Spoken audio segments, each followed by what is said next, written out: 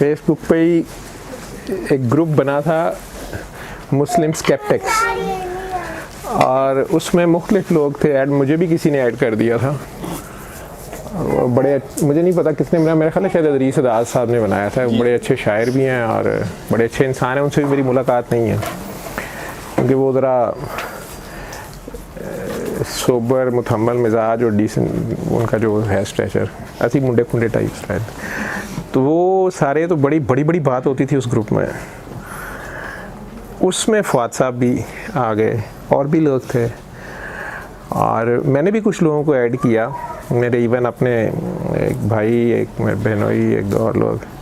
उन्होंने तो एक दो डिस्कशंस के बाद कहा कि जी ये तो बड़ी खौफनाक डिस्कशन है, बदतमीज़ी है, गुस्ताखी है, हम बर्दाश्त ही नहीं कर सकते। तो अदरीस अज़ाद साहब ने 2-3 बार उसमें क्लियर किया कि शक की गुंजाइश नहीं होती ईमान में, तशकीक की है। और उन्होंने उस नुक्ते को बयान किया कि ठीक है, हज़रत इब्राहीम अलैहिस्सलाम जैसा ईमान बड़े कम लोगों का है, तो वो ईमान बहुत ज़बरदस्त था उनका। उसके बावजूद उन्होंने अल्लाह मियाँ से कह दिया कि मैं मानता हूँ कि आप मुर्दा को दोबारा ज़िंदा कर लेंगे, लेकिन मैं वैसे ही देखना चाहता हूँ। तो ये तशकीक या तहकीक है, वो अल्लाह मियाँ को क्वेश्चन नहीं कर रहे थे, एक उनकी शौक़ था कि कैसे। तो इसे आप फ़िक्र, ज़िक्र से भी फ़िक्र समझ लें, फ़िक्र की फॉर्म तफक्कुर कह लें। उसका उन्होंने बेचारों ने, जो ग्रुप रन कर रहा होता है इस तरह का, उस वक्त तो खैर अभी लॉज भी, साइबर लॉज पाकिस्तान में ऐसी कोई बात नहीं थी। ये बेचारे मिशाल खान वाली मिसालें अभी नहीं आई थी, लेकिन फिर भी उसमें कुछ लोग, पता नहीं दुनिया सारी से थे, कुछ लोग बहुत ही ख़तरनाक और फजूल बात लिख जाते थे और गुस्ताखी होती थी किसी भी पॉइंट को लेके। अब उसमें फ़वाद साहब को मैंने देखा कि इस बंदे का तारुफ़ है कि ये इंजीनियर है, फिर ये फ़लसफ़े में भी एमए है, नाम भी इन्होंने सैयद, तो नाम इनका जेन्युइन अपनी आईडी थी, और ये आगे पता नहीं क्या क्या कर रहे थे। ऊपर से ये जो उर्दू लिखते थे ना, वो जो जेन्युइन साइंटिफिक टर्म्स की जो सही उर्दू ट्रांसलेशन हो सकती है, और ऊपर से ये शायद रिफ्लेक्सली या अपनी इनकी सोच थी कि जो ज़ुबान बोलनी है वो पूरी बोलनी है, तो ये मिक्स गुलाबी उर्दू गुलाबी इंग्लिश नहीं करते थे। उसमें जो ये टर्में बोलते और लिखते थे, मेरे लिए तो वही बड़ी मुश्किल थी। तो इनका तो तारुफ मेरा था। अदरीस साहब उस ग्रुप को, ये क्या उठा लाए, किस चीज़ की है? तो इनू वंडो बाहर लोकी बेचारे से आए, इनू आप वंडो के मेरे घर रखती जे, चलो मुबारक हो, खैर खैरियत से घर आ गए। तो इनू बाहर थले एमरजेंसी के थले बेचारे लोग सवेर दे मरीज़ लैके आए होंगे ने, उत्थे वंड देना। तो बहरहाल बिल आखिर उसमें बड़ी फजूल बात भी करते थे। उसमें एक चीज़ ये थी कि कुछ लोगों ने फेक आईडी बनाई होती थी, और उसमें उनका बहाना ये होता था जी कि हमने तो क्वेश्चन करना है, हमने तो एतराज़ करना है, नौज़ बिल्ला फ़लानी आयत पे, मज़हब, मुख्तलिफ मज़ाहब, नाम से ये भी नहीं पता चलता था वो किस मज़हब से है। तो फ़लसफ़ियाना सी गुफ्तगू या जैसी भी थी, उसमें मजहबी की बजाय सूफ़ी टच के साथ, यानी बर्दाश्त दिखाते हुए कि जी गुफ्तगू हो रही है, बैनुल मज़ाहिब गुफ्तगू जैसे हो रही है, उनके एतराज़ात का भी जवाब दे रहे हैं, कुछ कर रहे हैं। तो सारे उसमें कमेंट्स लिखते थे बड़ी बच के, लेकिन कुछ लोग उसमें बहुत बदतमीज़ी या गुस्ताखी कर जाते थे। तो फ़वाद ने बड़ी पेशेंस से उसमें चलना, अदरीस साहब ने संभालना। मैंने थोड़ी बहुत बात के बाद, मेरे ज़्यादा बात जो होती थी उल्टा क्वेश्चन होता था अगले बंदे से, और शरारत करके बीच में मैंने सूरह रहमान का मैसेज अपना दे दूँ कि मैंने निकल जाना। बाद में वो डिस्कशन किधर जा रही है मैं कम ही देखता था, लेकिन उसमें कई बार कुछ ऐसी बातें गुस्ताखाना कई बार हो जाती थी कि बड़ा गुस्सा भी आना कि क्या है, लेकिन उन लोगों का पता नहीं होता था कि ये आईडीज़ किसकी हैं, कौन है, मुख्तलिफ़ कंट्रीज़ से। पिछले दिनों मुझे बड़ा अजीबोगरीब तजर्बा हुआ है, तो आपसे शेयर करता हूँ मैं। आखिरकार वो ग्रुप टूट गया 4-6 माह के बाद ही। अदरीस आज़ाद साहब नहीं, उसमें कुछ लोग आपस में डिस्कशन हो रही थी, उसमें गालियाँ भी फुल चली, गालियों पे आ जाते थे बीच में कुछ लोग, और बड़ी गंदी गालियाँ, और फिर वो मज़हब को, एक दूसरे को। और एक अजीब तरीकाकार हो रहा है कि ऊपर बड़ी अच्छी डिस्कशन, सॉलिड डिस्कशन चल रही है और बड़ी सीधी सीधी लग रहा है कि ये 2-3 जो भी बंदे हैं ये सीखना चाह रहे हैं या पूछना चाह रहे हैं, ये इनके दिमाग में एक बात है वो उसकी तहकीक कर रहे हैं, पूछ रहे हैं।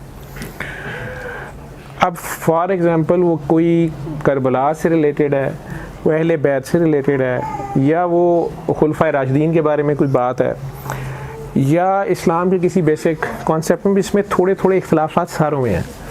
अब वो की ऐसी बात है अचानक उसमें किसी बंदे ने आना, उसने फॉर एग्ज़ाम्पल उसने शिया बन के उसने सुन्नियों को गाली देनी शुरू कर देनी, या उसने सुन्नी बन के शियाओं को गाली देनी शुरू कर देनी, या जो बंदा सबसे अच्छा ठंडे मिजाज से क्वेश्चन कर रहा है समझ रहा है, उसे अचानक उसे कहना तू कंजरा है ही कादियानी फलाना गाली। अब वो एक दम से अचानक जहरी बात है, अब आगे से वो उस पेज पे ही चल रहा है सारा कुछ, थोड़ी माँ दी थोड़ी भैन दी, वो डिस्कशन वहीं रह जानी। और वो आपस में जो कि तासुब है मुख्तलिफ मुसलमानों के जो मुख्तलिफ ग्रोह हैं उनका आपस में, वो उधर वो कहानी शुरू हो जानी, बात सारी ख़त्म हो जानी। तो वो अदरीस साहब ने काफ़ी अर्सा मैं उसे नोट करता रहा कि वो बेचारों ने बड़ी संभालने की कोशिश की। एक दिन किसी ने कोई नबी करीम सल्लल्लाहु अलैहि वसल्लम के बारे में बहुत ही बकवास कर, उन्होंने कहा मैं आज से ख़त्म, मैं नहीं बर्दाश्त, खुद ही उन्होंने कह दिया मैं नहीं बर्दाश्त कर। हालांकि वो बहुत टॉलरेंस के साथ, और बीच में बेचारे इल्लामा इकबाल की भी मिट्टी प्लीद हो जानी, ठीक है, उसकी शायरी जी वो सारी उसने अंग्रेज़ों की चोरी की हुई है, बड़े बड़े फ़िलासफ़र थे उसमें। कुछ के आइडियाज़ जेन्युइन थे और कुछ के आइडियाज़ का पता ही नहीं था, नाम भी अजीबो-गरीब थे। एक साहब मेरे क्लिनिक आना शुरू हुए हैं कुछ अर्सा पहले, अब उन्होंने एज ए पेशेंट मुझे दिखाया, ये 1.5-2 साल का, और पहले वो खुद आए, फिर उनकी मिसेस भी आई, फिर उनके बच्चे भी आए, बेटा बेटी भी जवान थे, उन्हें भी वो ले आए, उन्हें भी दिखाया, उन्होंने चेकअप हुआ, सारा जो भी उनके मसाइल थे। उनके अपने ख्यालात बहुत लिबरल, और उन्होंने मुझे बड़ा सीधा कहा कि डॉक्टर साहब अगर आप माइंड ना करें, मेरी आदत है मैं रिलीजन या वो पूछता हूँ कि किसी की कोई मेडिसिन ऐसी कोई नहीं पसंद करता या कोई भी मैं सजेशन ना दूँ, तो नाम ही ऐसा होता है। उन्होंने इतना मेरी डिटेल से नहीं, किसी को उन्होंने खुद चढ़ के मुझे बताया दूसरी तीसरी सिटिंग में कि मैं तो डॉक्टर साहब शायरी करते थे वो, तो मैं डॉक्टर साहब ये, चूँकि वो मैंने अपने क्लिनिक पे भी मरीज़ को दवाई देने के बाद आखिर में कहना होता है कि ये भी एक तरीका इलाज है, तो आप दुआ कर लें, सूरह रहमान सुन लें या जो भी। अगर वो कहता है कि नहीं जी मैं नहीं करना, तो मैं कुछ नहीं कहता, फिर उसमें कार्ड रख देता हूँ, आगे आपकी मर्ज़ी आप कर लें। यूजुअली लोग कर लेते हैं। उन्होंने बड़ा तंजिया अंदाज में मुझे कहा कि डॉक्टर साहब मैं कर लेना, मैंने थोड़ी शोहरत पता है, मैं आपको एज ए डॉक्टर बड़ा मानता हूँ, अच्छा दसो ए दिन की होएगा। इस तरह करके उन्होंने जो भी उनका मसला था, शुगर ब्लड प्रेशर भी थी, कुछ और मसले थे, लिवर का प्रॉब्लम था उन्हें, उनके लिवर को हम सिरोसिस बोलते हैं, वो मसला था। तो मैंने उन्हें इशारे से कहा कि आप मेरा ख्याल है कोई अल्कोहल वगैरह लेते हैं तो वो बंद कर दें। उन्होंने कहा कि मैं आपके सामने मान लेता हूँ कि मैं अल्कोहल लेता हूँ, तो अब आपकी सूरह रहमान मेरे लिवर को ठीक कर देगी। अगर तो 7 दिन बाद ये लिवर नॉर्मल अल्ट्रासाउंड में आएगा तो मैं छोड़ देता हूँ, नहीं तो डॉक्टर साहब है नौज़बिल्ला, मतलब मुझे नौज़बिल्ला कहना चाहिए, लेकिन उन्होंने मुझे स्ट्रेट फॉर मेरे मुंह पे गया हो जी फजूलियात जड़ियाँ ना मेनू ना तुसी करो। मैंने कहा जी ठीक है।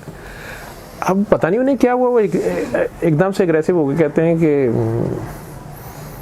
आप गारंटी देना कि 7 दिन बाद नया लिवर होगा सूरह रहमान से। मैं कहा जी मैं गारंटी नहीं देता। कहते इसका मतलब आपको खुद अपनी बात पे यकीन नहीं है। मैंने कहा जी मुझे बिल्कुल यकीन है, लेकिन मैं ये भी साथ कह रहा हूँ कि शिफा मिन जानिबल्लाह है, ये आपके अल्लाह के दरमियान है। अब अगर आप मुझे चेक कर रहे हैं या सूरह रहमान को, मेरा ऐसा कोई दावा नहीं है। मैं तो ये कह रहा हूँ कि if you have no hope, if you have no other remedy, तो आप इसको साथ कर लें। आप कह रहे हैं मैं इंग्लैंड से हो आया हूँ, मैं फ़लाँ जगह से हो आया हूँ, वो कह रहे हैं लिवर ट्रांसप्लांट कर लें, ये कर लें, वो कर लें, और साथ आप शराब छोड़ दें। तो अगर आप शराब छोड़ेंगे, आप तौबा कर लें सच्चे दिल से, तो अल्लाह पाक करम कर सकता है। ये जितना लिवर काम कर सकता है माशाल्लाह आप चल फिर रहे हैं, ठीक हो जाएगा।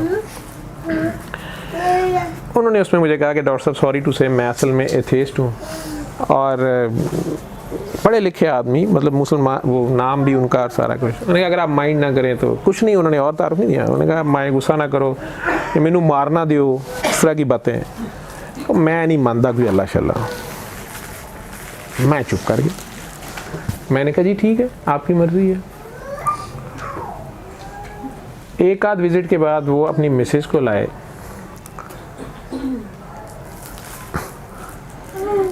अब मिसेस उनकी इंतहाई हम्बल, खामोश बेचारी, उन्होंने वो की भी, उनका जो भी प्रॉब्लम था, सूरह रहमान मेरे क्लिनिक पे भी 2 मिनट सुनी, जिसके लिए भी उन्होंने लाए थे।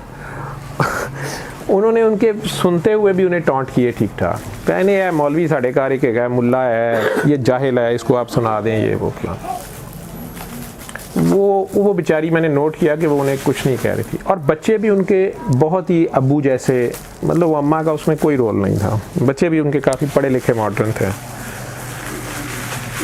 बच्चों के भी मसाइल थे, वो भी 2-4 बार आए। अब रिसेंटली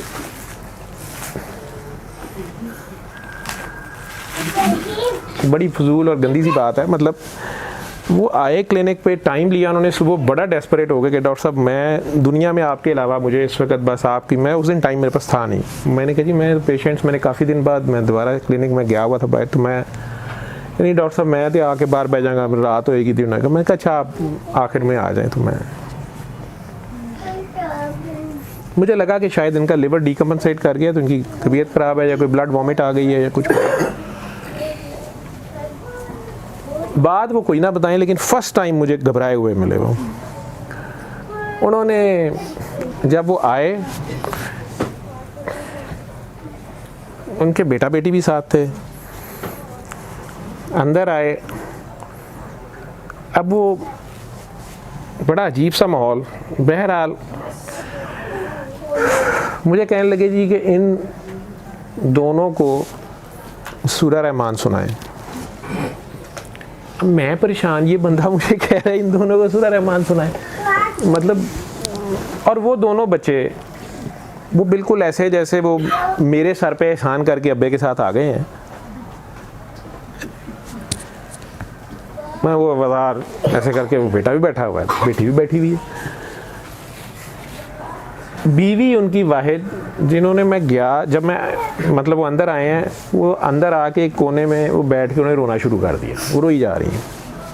उन्होंने उनको फिर 2-4 गालियाँ निकाल के, तू बाहर चली जाओ। वो बेचारी बाहर चली गई। अब मुझे कोई पता नहीं इनका क्या मसला है। मैंने फिर मतलब मेरा तो नुस्खे का चक्कर है, मैं क्लिनिक पे तो मैंने पैसे लेने हैं या कंसल्टेशन करनी, टाइम है। मैं कहा जी आप मुझे कोई बात बताएंगे, मतलब सूरह रहमान तो फिर आप दुआ सेशन है या कुछ है। वो नहीं डॉक्टर साहब वो उधर नहीं आया जा सकता। मैं कहा जी आप मुझे कुछ बताएंगे।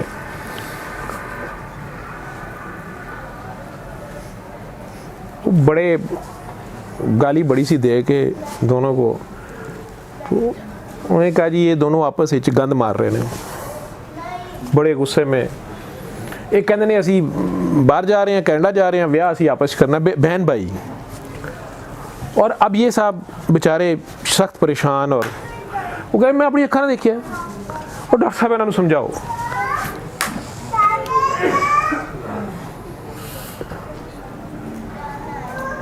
अजीब सी सिचुएशन थी। समझाते आप वहाँ पे हैं जहाँ आगे दोनों बंदे या एक बंदा वो कोई शर्मिंदा नज़र आ रहा होता है, या वो बात सुनने के चक्कर में है, वो वहाँ ऐसे बैठे हुए हैं जैसे वो they are just waiting for me कि तू बात कर और हम तेरे से बात करते हैं।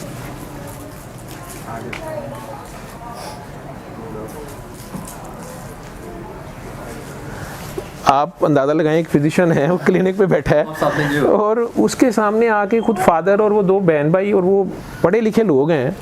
अब उन्हें मैंने क्या समझाना है, और मुझे ये बात कोई समझ नहीं आ रही कि ये मेरे पास अब इन्हें ले आए हैं, मैंने क्या कहना है, मैं कोई समझ नहीं मुझे आ रही थी। मैंने उस बच्चे से कहने की कोशिश की, मैं कहा बेटा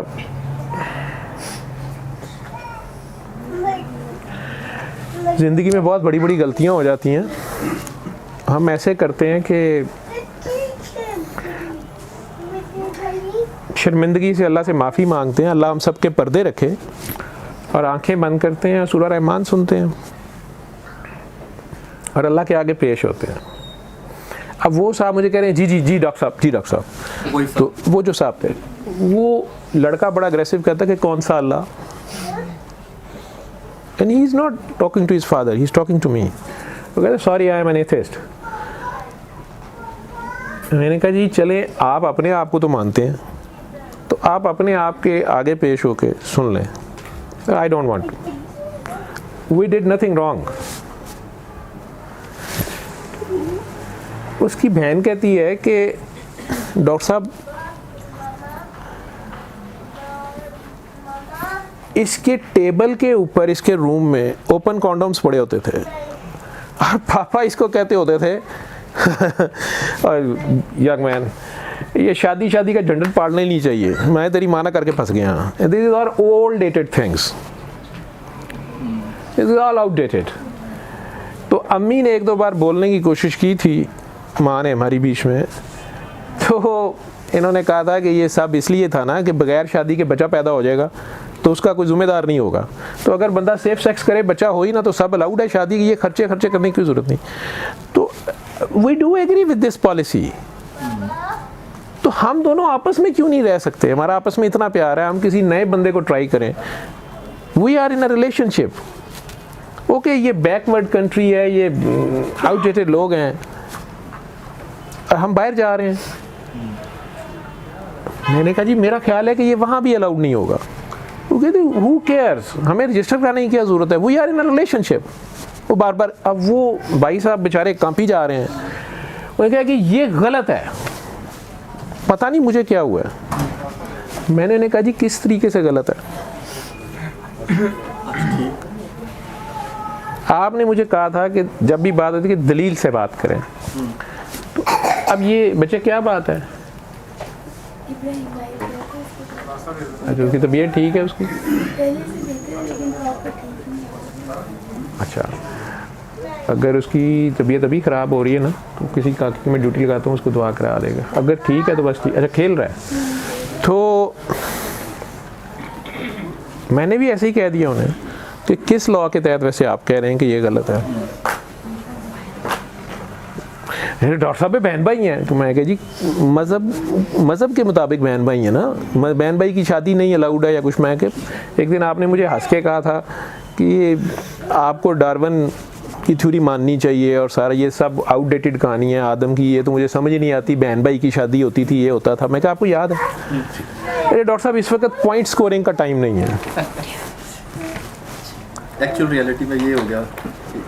आप इनको मना करें, मैं अपने घर में ये बर्दाश्त नहीं कर, ये मेरे सामने कर रहे हैं सारा कुछ। लफ्जों को निभाना पड़ जाता है। अब मैं वो फिर उसी बच्ची से बात करने की कोशिश करूं?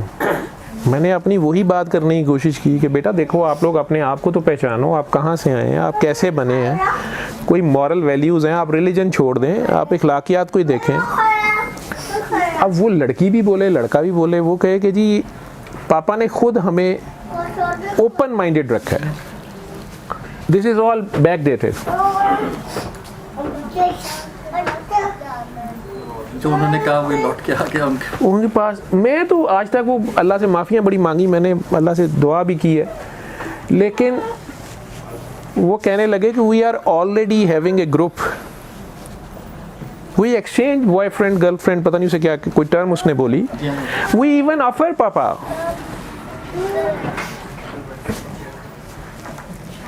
वी कैन हैव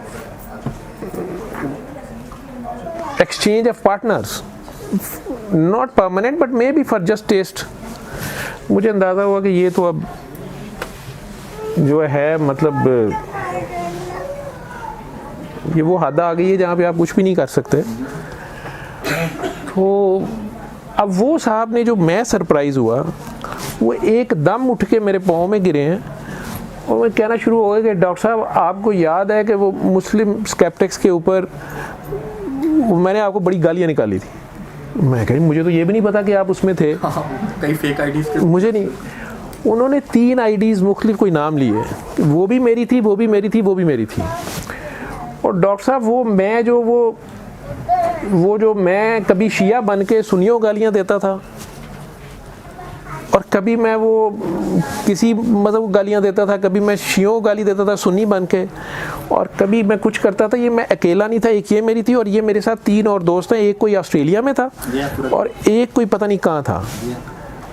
और हम तो आप लोगों का मजाक उड़ाते थे, और आपका तो जब मुझे पता चला कि आप लाहौर में बैठे हुए हैं, तो मैं असल में आपकी जो कन्विक्शन है ये मुझे बड़ी पसंद आई थी। तो मैं तो आपके पास डॉक्टरी दिखाना तो आया, लेकिन मेरा मकसद ये था कि आपको मैं एनलाइटनमेंट दूं।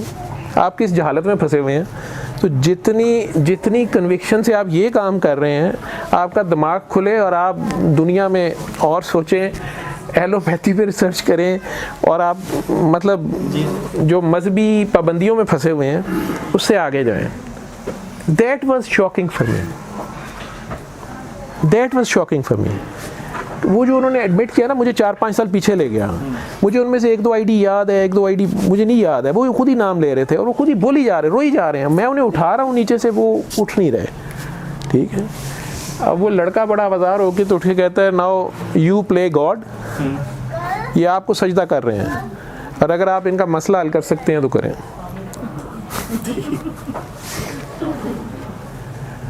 वो मैंने बहरहाल उन दोनों बहन भाई को तो मैंने कहा, मैं कहा बेटा अभी भी आपके पास तौबा दर खुला है, अल्लाह का दर खुला होता है। मैं आप लोगों को कुछ नहीं कहता, अल्लाह आपके पर्दे रखे।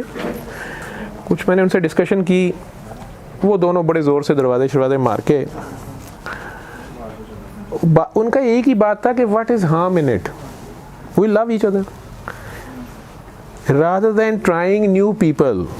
जैसे किसी से लड़ी गई, किसी के मुंह से मुझे गंदी बू आती है, किसी में ये होता है, why not, is I know my brother.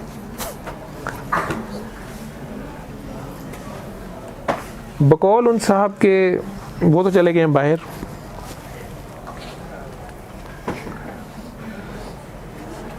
एक आध बार उनके मैसेजेस आए हैं, मेरी माफ़ी की दरख्वास्त करें,